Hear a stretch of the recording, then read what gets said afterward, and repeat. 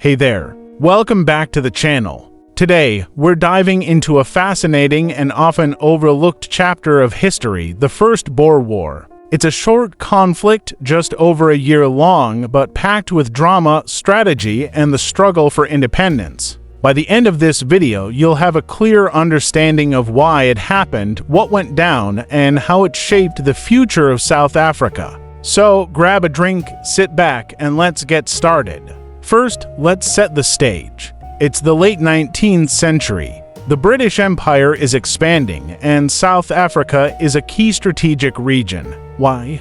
Two reasons: gold and diamonds. But long before the British came, Dutch settlers known as Boers or Afrikaners had already established themselves in the region. They were fiercely independent, deeply religious, and not too fond of British interference. In the early 1800s, the British annexed the Cape Colony from the Dutch. Many Boers didn't like this and embarked on what's called the Great Trek, moving inland to establish their own republics like the Transvaal and the Orange Free State. They wanted to live free from British control, but the British weren't ready to let them go so easily. Fast forward to 1877. The British decide to annex the Transvaal, claiming it's for the Boers' protection against the Zulu kingdom. The Boers, however, saw this as a blatant takeover. They didn't want British protection, they wanted autonomy. Tensions simmered for a few years, and by 1880, the pot boiled over. December 1880, the Boers declare independence from British rule. This sparks the First Boer War. It's worth noting that the Boers weren't professional soldiers. They were farmers. But what they lacked in formal training, they made up for in guerrilla tactics and intimate knowledge of the terrain. And this would give them a huge advantage. Let's talk battles. The First Boer War is often called the War of the Guns because it heavily relied on marksmanship.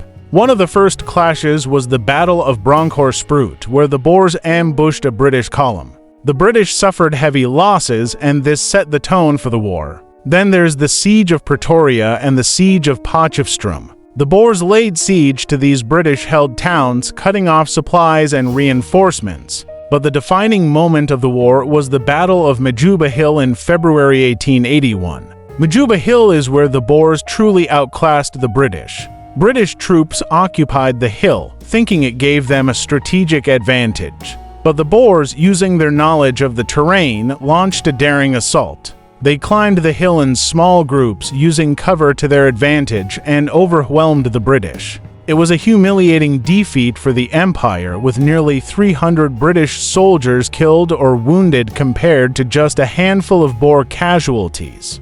This loss shocked Britain. The Victorian-era British Empire wasn't used to losing, especially not to a group of farmers. The public and politicians started questioning the cost of the war, both in terms of lives and resources. In March 1881, the British signed a peace treaty at the Pretoria Convention. The Boers regained self-governance in the Transvaal, but under British suzerainty. This basically meant the British acknowledged Boer autonomy but kept some oversight on foreign relations. The Boers saw this as a victory, while the British spun it as a strategic retreat. So, what are the key takeaways? The First Boer War was a David versus Goliath story, showing how determination and strategy can overcome even the mightiest empire. It also laid the groundwork for future conflicts like the much bloodier Second Boer War at the turn of the century. And most importantly, it highlighted the growing tensions in South Africa that would shape its history for decades to come.